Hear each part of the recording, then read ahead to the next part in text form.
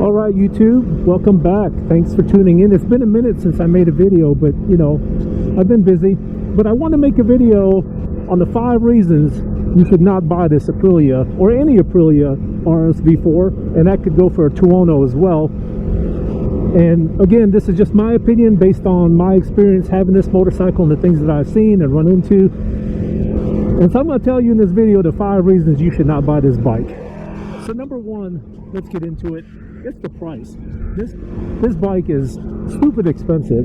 Sticker price is what, $26,000 here in the United States. Don't know what it is elsewhere, but it is very expensive. And it's a 1000cc sport bike, right? There's other sport bikes out there that are just as good and competitive. Hence the R1, CBR 1000, any one of those. I think you would have just as much fun and enjoy it for a lot less cost. Also, if you really wanted the RSV4, you could go not with the factory edition, but just the standard RSV4 and save yourself several $1,000s. Of course, you wouldn't get all the fancy goodies on it, but do you really need it? No. So overall, this bike is just stupid expensive. So I would say stay away from it. Unless you just got money burning a hole in your pocket, I would say go with something else. Number 2, dealer network. Now, I mentioned in my previous video that sometimes you have to go to the dealer. So, for example, let's say you need your valve check and you don't want to do it yourself. You're going to go to the dealer. My closest dealer is about 3-hour drive, 2.5 to 3-hour drive. And then the next closest one is about 4 to 4.5 hour drive. So think about it. You take it to the dealership, you drop it off. Most of the time they're not going to fix it right there on the spot, especially a valve check. It's not going to be a day trip, so you have to take it down there, drop it off, and then go back and get it. Now, you might have a pickup truck or a ramp or a trailer or something. I have none of those. So if I have to go to the dealer and have to leave it, it's going to be a minute, and I have to find a ride and a way to get there and a way to get the bike there. Also, parts.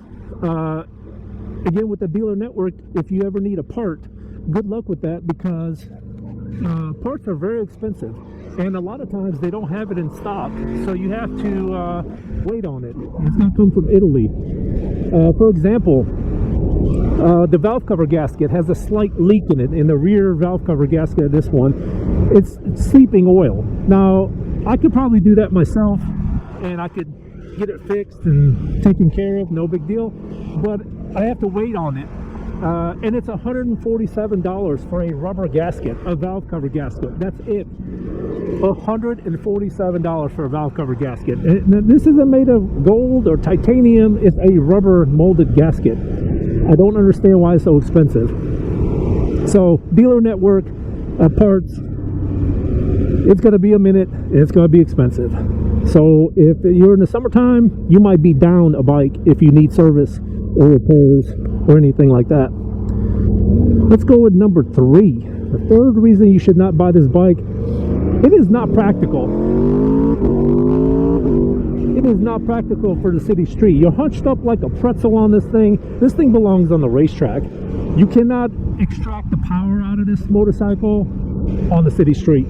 You can act a fool and come out here and do, 150 mile an hour speed runs, but that's not what this bike is designed for. This thing is designed strictly for the racetrack, and it's very uncomfortable.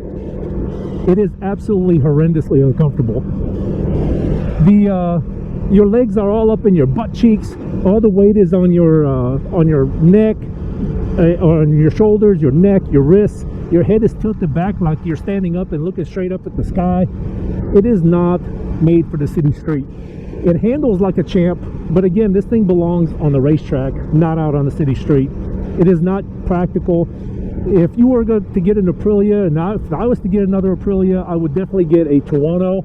At least you're sitting more upright, a little bit more comfortable than this.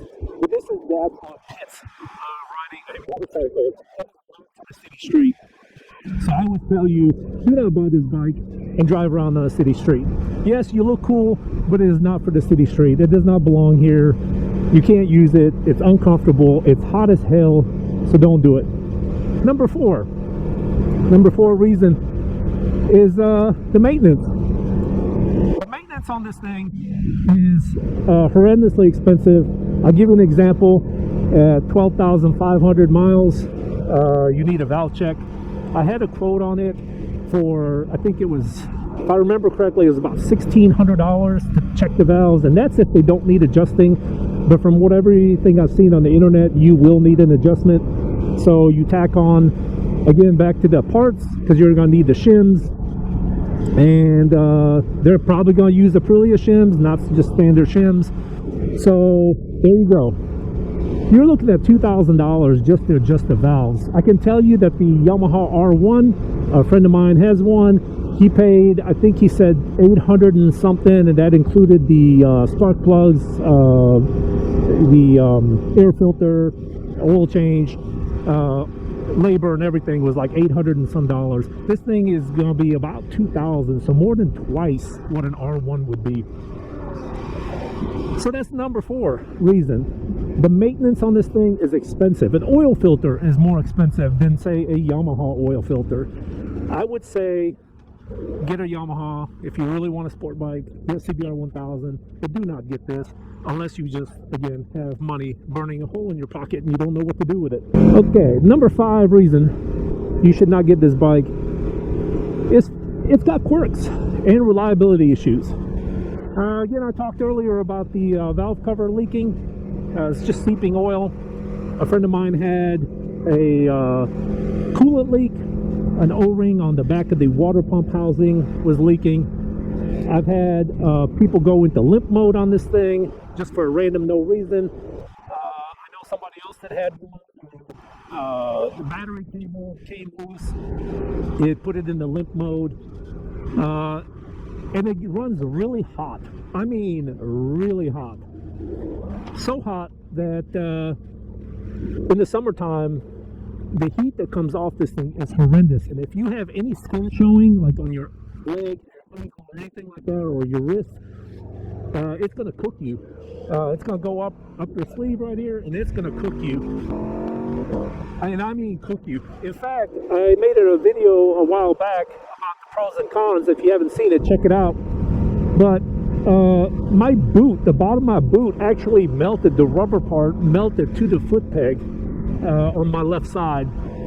And yeah, it wasn't pretty. I still got little rubber chunks stuck to my foot peg. So my advice is don't get this bike for those 5 reasons. It's definitely quirky, and more so than, like, say, a Yamaha or the old reliable Japanese Honda. So I would say if you're going to get a sport bike, you absolutely have to get one. I would steer you towards a Japanese sport bike. I think with number 5, like I said, the maintenance and reliability, quirks and issues, I think you will bypass most, if not all of them, by owning a Japanese bike versus an Aprilia. So those are my top 5 reasons I think you should not buy this bike. If you have any comments, questions, or suggestions, put them in the comment section below. I'll be happy to hear from you. I'd love to hear your comments and what you have to say about it. Again, this was my personal opinion, so take that for what it's worth.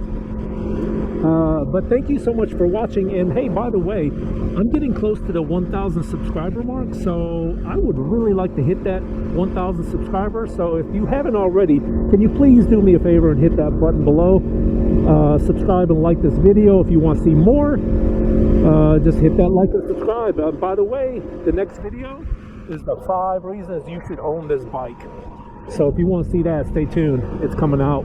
Thank you so much for watching. We'll see you on the next one.